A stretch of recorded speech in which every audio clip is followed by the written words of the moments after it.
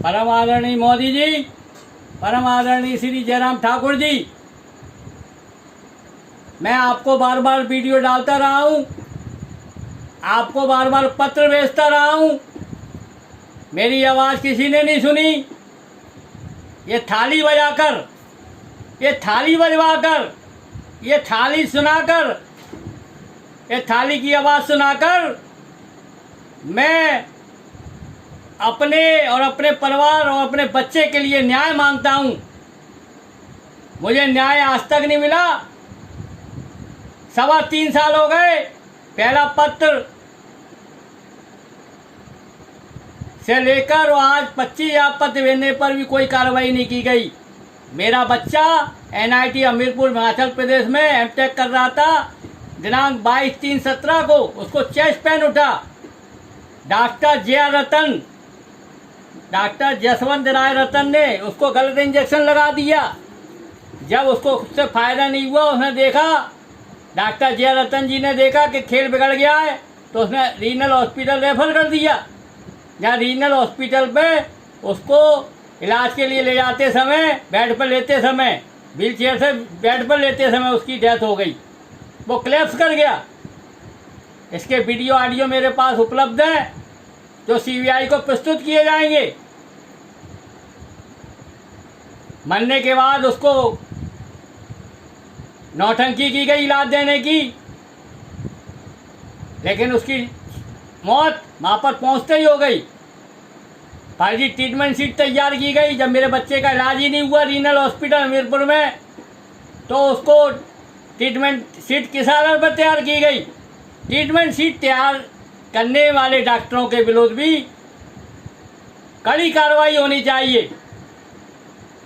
यही नहीं, medical board जो बनाया उसमें न तो हार्ट का डॉक्टर था, न फार्माकोलॉजी का था। क्या ASP महोदय, क्या सुप्रिंटेंडेंट महोदय रीजनल हॉस्पिटल ये नहीं जानते कि संबंधित बीमारी की का विशेषज्ञ होना चाहिए था। जो मेडिकल के नियम कहते हैं कि जब भी बोर्ड बनाया जाए उसमें हार्ट का और फार्माकोलॉजी या संबंधित बीमारी का विशेषज्ञ होना चाहिए था। दिनांक 23/3/17 को जब पोस्टमार्टम हुआ, मेरा परिवार वहाँ पहुँचा, तब पोस्टमार्टम पुलिस विभाग द्वारा कराया गया, जिसमें सारा फार्म सबके सिग्नेचर भरकर तैयार कर लिया गया था। पोस्टमार्टम हो चुका था, लेकिन मांगने पर भी इनने पोस्टमार्टम रिपोर्ट मुझे 1.5 माह बाद भेजी। क्यों भेजी? क्या राज है इसमें? इसकी CBI जांच कराई जाए। दूसरी बात, पुलिस विभाग ने लड़कों के बयान, स्टाफ के बयान, वार्डनों के बयान अपने एजाटिंग में तैयार किए, जबकि ये लोग सब पढ़े लिखे थे। तो पुलिस विभाग ने अपनी एजाटिंग में बयान क्यों तैयार किए गए? क्यों तैयार किए? पूछता है भारत, पूछता है मध्य प्रदेश, पूछता है ग्वालियर। जब अगर बयान भी आपने तैयार कर लिया अपनी एजाटिंग में, तो लास्ट में उसमें लिखा जाता है, मुझे बड़ा अफसोस होता है कि पुलिस विभाग ने शासकीय नियमों का उल्लंघन किया। उसमें लिखा जाना चाहिए, अगर पुलिस हमने एजाटिंग में बयान तैयार करे तो उसको लिखना चाहिए कि ये बयान मुझे पढ़कर सुनाएगा और मैं पूर्णतः संतुष्ट हूँ। ये कार्रवाई क्यों नहीं की गई? ये महत्वपूर्ण कार्रवाई थी। ये पूछता है भारत है, पूछता है मध्य प्रदेश, पूछता है ग्वालियर। क्यों नहीं की गई ये कार्रवाई? साथ ही पुलिस विभाग ने डॉक्टर, वार्डन और छात्रों के बयान 11 माह बाद भेजे, जबकि ये बयान अप्रैल 2017 में हो चुके थे। तो इतने दिन बयानों को क्यों दबा कर रखा गया? वो इसलिए दबा कर रखा कि मैं जो शिकायत कर रहा था उसके अनुसार बयान तैयार किया जा सके। लेकिन पुलिस यहाँ पर गचका खा गई। पुलिस विभाग यहाँ पर गचका खा गया। और क्या गचका खाया मैं ये बताना नहीं चाहूँगा, क्योंकि बहुत से बिंदु मैंने किसी भी वीडियो में उजागर नहीं किए। वो कोर्ट में या CBI के सामने ही प्रस्तुत होंगे। उनको गोपनीयता के आधार पर अभी सार्वजनिक नहीं किया गया है। अगर मैंने सार्वजनिक जिस दिन कर दिया, भूचाल आ जाएगा। पूरा का पूरा सिस्टम उसमें फंसा हुआ रखा है, पूरा का पूरा सिस्टम, एक भी नहीं बच पाएगा उसमें। ये सब कान खोल के सुन लें, समझे। मेरे बच्चे को चेस्ट पेन उठाता, अगर उसको सॉर्बिटेड या एस्पिरिन दे दी जाती तो मेरा बच्चा बच जाता। लेकिन एनआईटी में प्राइमरी लेवल की दवाइयाँ नहीं थी। जब प्राइमरी लेवल की दवाइयाँ नहीं थी तो एनआईटी क्यों खोल दिए? क्यों खोल दिए एनआईटी? ये पूछता है भारत, ये पूछता है मत पे, ये पूछता है ग्वालियर। क्या जरूरत थी हॉस्पिटल की एनआईटी में? जब आप अच्छे डॉक्टर नहीं रख सकते, दवाइयाँ नहीं रख सकते, तो क्यों खोला गया ये प्राइमरी लेवल का हॉस्पिटल?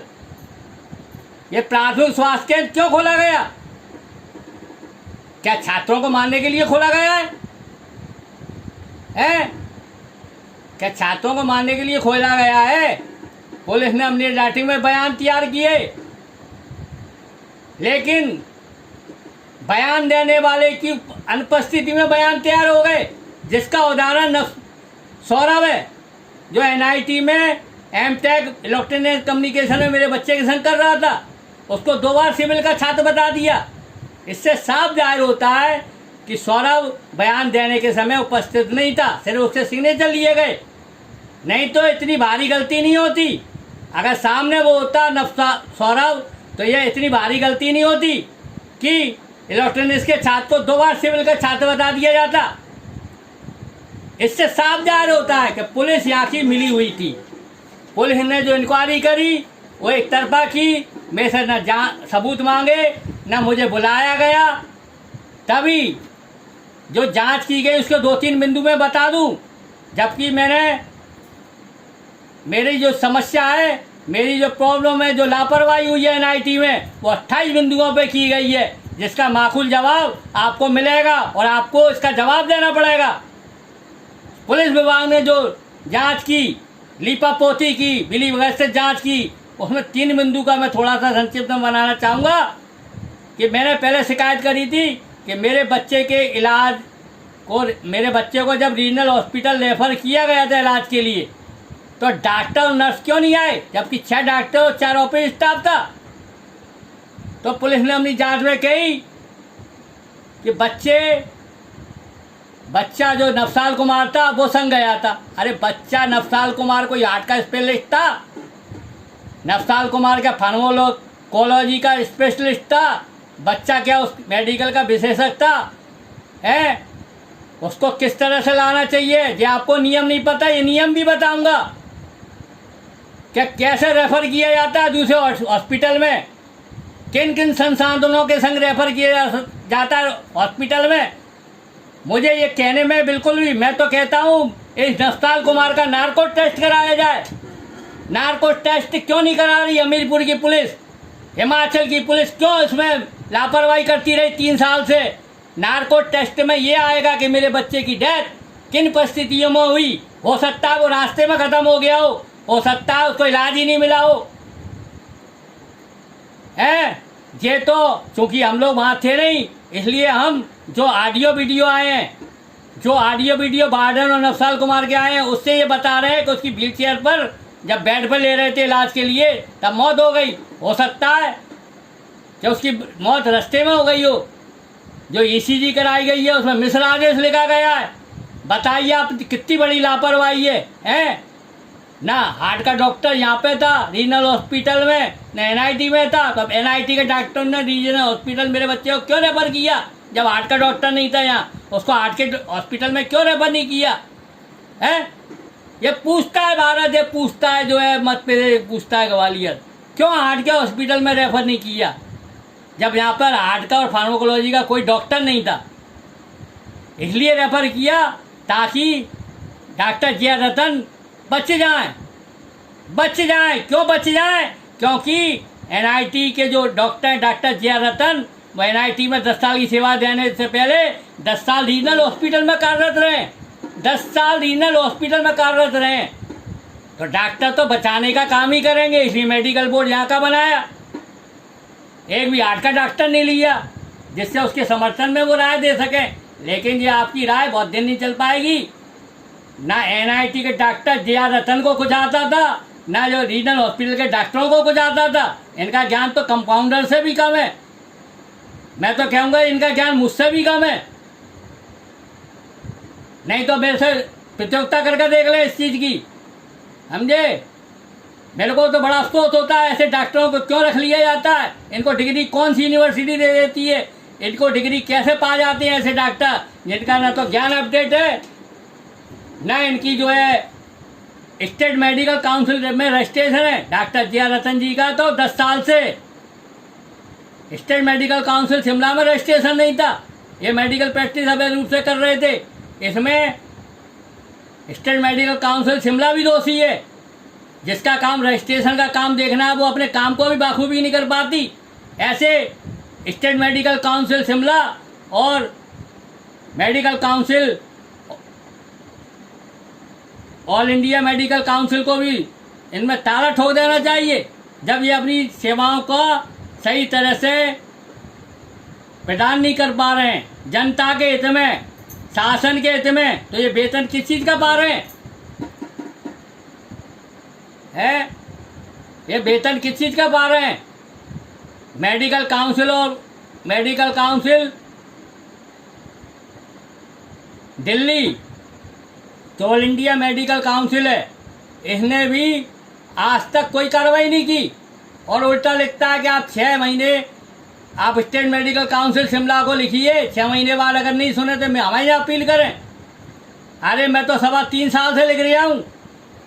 आरटीआई की जानकारी स्टेट मेडिकल काउंसिल शिमला ने ही उपलब्ध कराई है, जिसमें स्टेट मेडिकल काउंसिल में रजिस्ट्रेशन न होने पर 20,000 की जुर्माना और 3 साल की सजा है।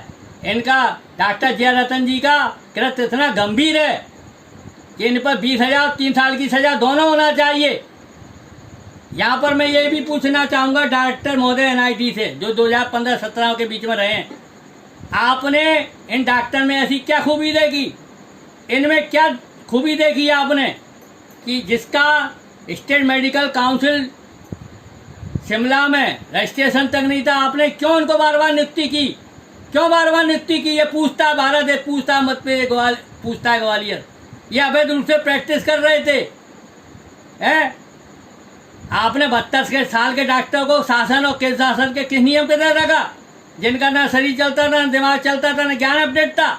आपने क्यों रखा ऐसे डॉक्टर को जिसको कुछ नहीं आता था? हैं? मेरा बच्चा ख़त्म नहीं होता तो मुझे लगता है कि ये डॉक्टर महोदय जब तक, मैं कहना चाहूँगा ये डॉक्टर महोदय जब तक जिंदा रहते तब तक लोगों का इलाज करते और ऐसे ही लोगों को मारते रहते। किस दबाव में डायरेक्टर महोदय ऐसे डॉक्टर महोदय को बार बार अपॉइंट कर रहे थे? किस दबाव था? कौन का दबाव था? किसके सहारे पर कर रहे थे?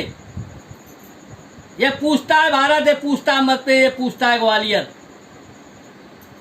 जब मैंने देखी कि मेरे बच्चे की मौत लापरवाही से हुई है, तब मैंने प्रथम बार श्री एसपी हिमाचल हमीरपुर के एसपी महोदय को दिनांक 21/6/2017 को प्रथम रजिस्टर्ड पत्र भेजा। इसके बाद दर्जनों रजिस्टर्ड पत्र भेजे, मेरे पास रखे हुए हैं, रसीद सहित रखे हुए हैं। क्यों मेरे बच्चे की डेथ की एफआईआर डॉक्टर जिया रतन के विरुद्ध काटी गई? क्यों सीबीआई इंक्वायरी नहीं कराई? अरे हिमाचल की पुलिस पर तो मेरे को बिल्कुल भी विश्वास नहीं है, बिल्कुल भी विश्वास नहीं है। मुंबई की पुलिस और हिमाचल की पुलिस में कोई अंतर नहीं है, कोई अंतर नहीं है। सीबीआई इंक्वायरी क्यों नहीं हो रही? ये पूछता है भारत, पूछता है मत पे, पूछता है ग्वालियर। यहाँ पर मैं श्री नीतीश कुमार जी, बिहार के मुख्यमंत्री की बहुत प्रशंसा करता हूँ कि उन्होंने अपने स्टेट के निवासी की सीबीआई इंक्वायरी करवाई, सीबीआई एफआईआर कटवाई। इसी प्रकार से मेरा शिवराज सिंह महोदय से निवेदन है कि आप भी मध्य प्रदेश के मुख्यमंत्री हैं, आप जो मेरा बच्चा खत्म हुआ उसके मामा थे, आप मामा होने का दावा करते हैं। अगर मेरे बच्चे की डेथ की एफआईआर और सीबीआई इंक्वायरी नहीं करवाई गई, अगर आपके द्वारा नहीं की गई, तो मैं मान लूँगा कि आप सिर्फ मामा दिखावे के हैं। अगर वास्तव में मामा हैं तो मेरे बच्चे की सीबीआई इंक्वायरी करवाएं, उसकी अनुशंसा करें और एफआईआर ग्वालियर के किसी थाने में काटी जाए। मैं मोदी जी और जयराम ठाकुर जी से कहना चाहूँगा कि मेरे परिवार को, मेरे बच्चे को न्याय मिलना चाहिए। मेरा 27 साल का जवान बच्चा गया, मेरा सारा छिन गया, और हिमाचल शासन और केंद्र शासन कोई कार्रवाई नहीं कर रहा। मेरा निवेदन है हिमाचल शासन और केंद्र शासन से कि इस पर तुरंत एक्शन होना चाहिए, सीबीआई इंक्वायरी कराई जाए और डॉक्टर जिया रतन के विरुद्ध FIR काटी जाए। डॉक्टर जिया रतन से ज़्यादा दोषी मैं डायरेक्टर महोदय को ही मानता हूँ, जिन्होंने आग मीच कर बार बार अपॉइंटमेंट करते रहे, बार बार अंदर कमेटी बना के नियुक्ति देते रहे। ऐसा क्यों हुआ? ये पूछता है भारत, पूछता है मत पे, पूछता है ग्वालियर।